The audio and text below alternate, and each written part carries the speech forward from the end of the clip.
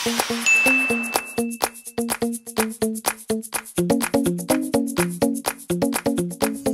si Mama.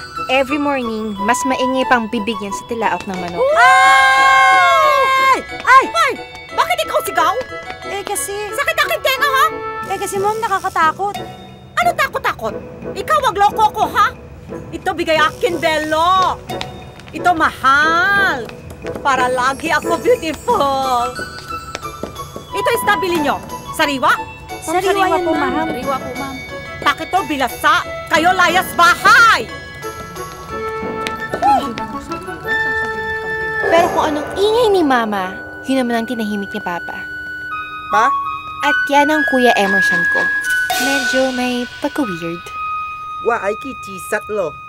Audio sure. It's just that, hindi lang ako makapag-decide kung rope or electrical cord yung gagamitin ko eh. Tikwa, tsuwa. Depende sa mood mo. Hindi ko alam pa eh. Di kikito, kuamaya. Thanks pa. Mm. Nice idea. Good morning, Emerson. Sabi akin kalenda, kinabuhok ki, dim tang chuki. Don't worry ma. Andyan lang ako sa room. What yam ya, bitisat. Good! Ha? Betisan? Ah!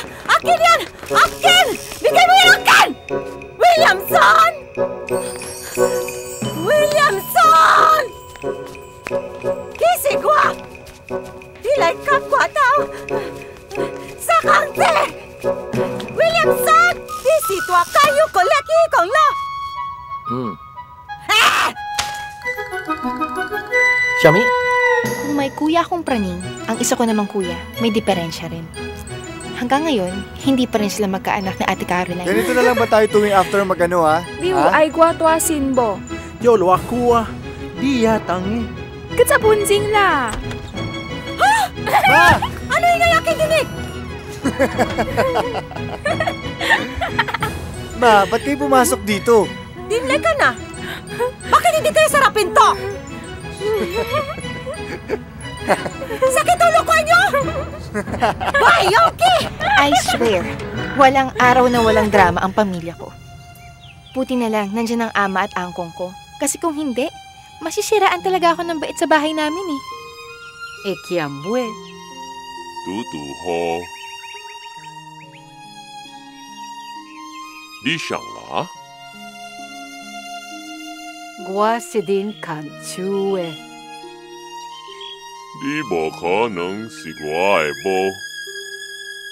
你真老了， Nko gua ya si sui. Kiam si.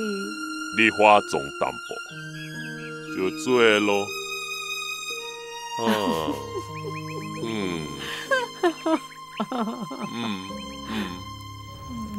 ，At yan, ang pamilya ko. Oh, ba't wala kang imik dyan? Hindi ko lang maintindihan. Isang taon na tayo magkarelasyon. Bakit di mo sa akin sinasabi ang lahat ng ito? Mahirap kasi nga explain eh. Kung hindi ka Chinese, hindi mo rin naman kasi may intindihan eh. Subukan mo ako. Nathan, 100% Chinese ako. Ako at ang pamilya ko. Meron kaming tradisyon. At ayon sa tradisyong ito, hindi dapat ako na-inlove sa'yo. Itong relasyon natin, hindi dapat to dumating sa point na kailangan kitang ipakilala sa family ko. Pero ipapakilala na kita, Nathan, dahil sigurado na ako sa'yo. Kahit na ano pang sabihin nila.